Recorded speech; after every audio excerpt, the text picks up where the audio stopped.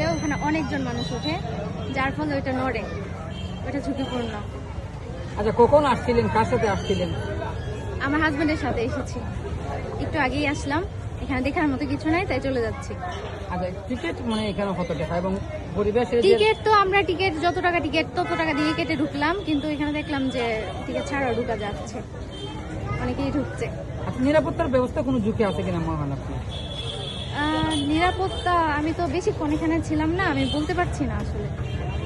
আর আমি এখানে ভিতরে আসলে তেমন কোনো শিকার আছে, শুধু ওয়াচটাও আছে, আর এছাড়া তেমন কিছু নেই। আর ভিতরে খুবই অপরিষ্কার, মানে সৌন্দর্য বলতে কিছু নাই সবজি। আর ভিতরে বন্য প্রাণী বলতে কিছু নাই, এখন হয়তো বা মানুষের জন্য নাই, আর অন্য সময় থাকতে পারে। এছাড়া আর কোনো কিছু দেখার মতো সৌন্দর্য নেই, প্রাকৃতিক সৌন্দর্য নেই। এছাড়া মানুষের যে বানানো কৃত্রিম এরকম কিছু নেই। ঈদের আনন্দ মানেই পরিবার, বন্ধু আর প্রিয়জনদের সঙ্গে ঘুরে বেড়ানো, আর সেই আনন্দকে আরও রঙিন করে তুলতে হবিগঞ্জের চুনারঘাট উপজেলার সাতছড়ি, চণ্ডীছড়া আর রামগঙ্গা এখন যেন পর্যটকদের মিলন মেলায় পরিণত হয়েছে। ঈদের দ্বিতীয় দিনেই সেখানে নেমেছে মানুষের ঢল। প্রকৃতির কূলে দাঁড়িয়ে সবাই খুঁজে নিচ্ছেন প্রশান্তি আর আনন্দের নতুন ঠিকানা। চলুন ঘুরে আসি সেই মনোমুগ্ধকর পরিবেশ থেকে। চুনারঘাটের সাতছড়ি জাতীয় উদ্যান, চণ্ডীছড়া আর রামগঙ্গা ঈদের দ্বিতীয় দিনে পরিণত হয়েছে হাজারো দর্শকের প্রাণের উৎসবে। পর্যটকদের ভিড়, শিশুদের উচ্ছ্বাস আর চারদিকে উৎসবের আমেজ। ঈদের ছুটিতে প্রকৃতির টানে এখানে ছুটে এসেছেন দেশের বিভিন্ন প্রান্তের মানুষ। কেউ পরিবার নিয়ে ঘুরছেন, কেউ বন্ধুদের সঙ্গে আড্ডা দিচ্ছেন, আবার কেউ ক্যামেরা বন্দি করছেন এই সুন্দর মুহূর্তগুলো। ঝর্ণার দ্বারা বেয়ে ওঠা নামা, ঠান্ডা পানি আর পাহাড়ি পথ ধরে হাঁটার অভিজ্ঞতা, সব মিলিয়ে এক অন্যরকম আনন্দে ভাসছে পর্যটকরা বলছেন ঈদের ছুটিতে এখানে এসে খুব ভালো লাগছে, চারদিকে সবুজ আর সবুজ, মনটাই ফ্রেশ হয়ে গেছে। চণ্ডীছড়ার পাহাড়ি পথ আর রামগঙ্গার প্রাকৃতিক সৌন্দর্য মুগ্ধ করেছে দর্শনার্থীদের। বিশেষ করে তরুণীদের মধ্যে ছিল ছবি তোলা আর ভিডিও করার প্রবণতা খুব বেশি। এক নারী পর্যটক বলেন, বন্ধুদের সঙ্গে ঘুরতে এসে অনেক মজা লাগছে, এই জায়গায় সত্যিই অসাধারণ। সাধারণ ব্যবসায়ীরাও খুশি, পর্যটকদের ভিড়ে জমে উঠেছে খাবারের দোকান, চায়ের স্টল আর ছোটোখাটো ব্যবসা।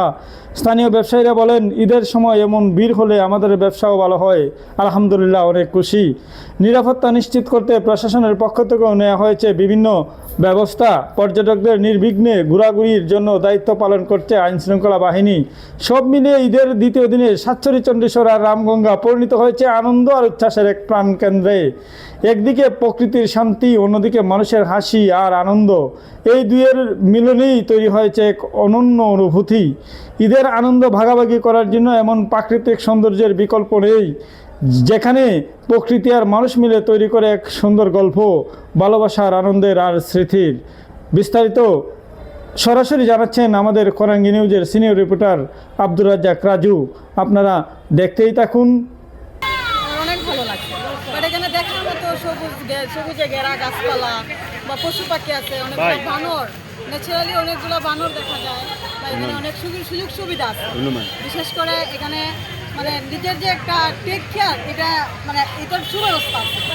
এখানে আসে আমার অনেক ভালো লাগছে। আমি প্রতিবারই আমার ফ্যামিলির সবাইকে নিয়ে আসি, এমনকি আমি একাও আসি, বাট এবার আসে আরও বেশি ভালো লাগছে। চুনারঘাটের প্রাকৃতিক মনোরম পরিবেশ থেকে আপনাদেরকে স্বাগত। আমরা আছি এখন চুনারঘাট উপজেলার অত্যন্ত সৌন্দর্য একটি এলাকা, যেটা রামগঙ্গা নামে পরিচিত। এখানে আপনারা ঈদের পরের দিন আজকে হাজার হাজার দর্শনার্থী দেশের বিভিন্ন স্থান থেকে এসেছেন, দেশের বাহির থেকে অনেকেই আসেন, বিদেশ থেকে অনেক প্রবাসীরাও আসেন, তাদেরকে চুনারঘাটে স্বাগতম।